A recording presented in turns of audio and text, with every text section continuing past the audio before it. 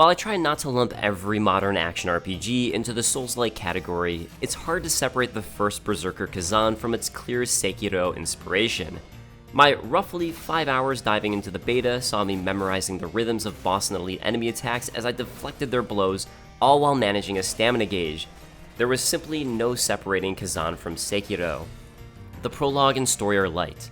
You play as the warrior and former hero Khazan, who is seeking revenge against the emperor of his kingdom after false accusations led to the execution of his closest friend. Along the way to his own execution, Khazan is possessed by the seemingly evil spirit, the Blade Phantom, who comes to give Khazan the ability to gain even more overwhelming power. That's the basic setup for a sequence of fairly linear stages that will see you duking it out with enemies, leveling up, and slowly working your way to an exceptionally difficult boss.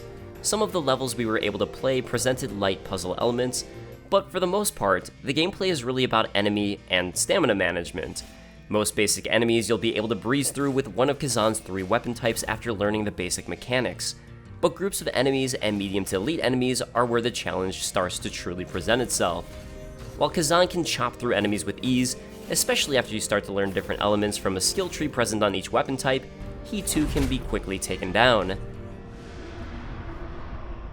The skill tree will allow you to learn general skills like counterattacking or dealing damage on a successful deflection, or weapon-specific skills. These include extended combos or an extended attack range on certain attacks, or active skills players will need to input. One thing that separates Khazan from Sekiro are those 3 weapon types.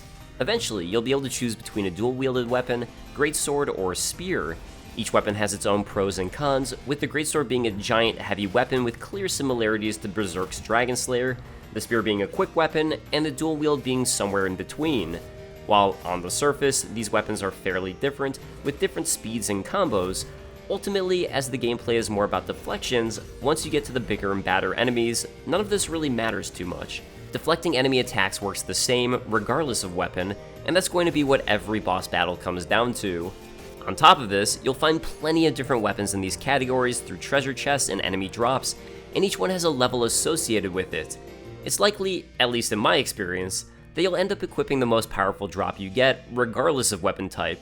It didn't make sense, at least to me, to focus on a specific build, as each stage I played had a different weapon that was the best drop, and therefore gave me the best stats.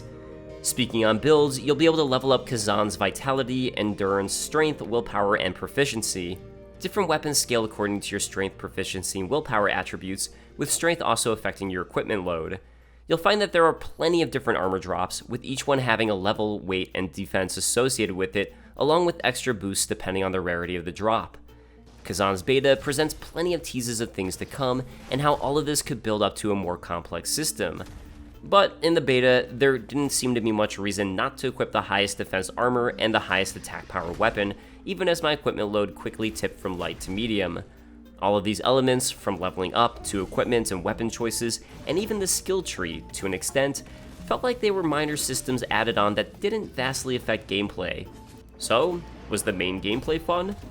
For the most part, yes. Especially if you're a fan of Sekiro, you'll probably enjoy the first Berserker Khazan. Enemies are satisfying to defeat, and the bosses all make up different rhythm challenges you'll need to master in order to defeat. And even early on, these bosses are challenging. While you're given a limited health item that restores at checkpoints, and can even find one-time use items that will restore health, it doesn't negate the difficulty. Progressing further, you'll eventually unlock the ability to summon cooperative spirits who will be able to help you defeat bosses.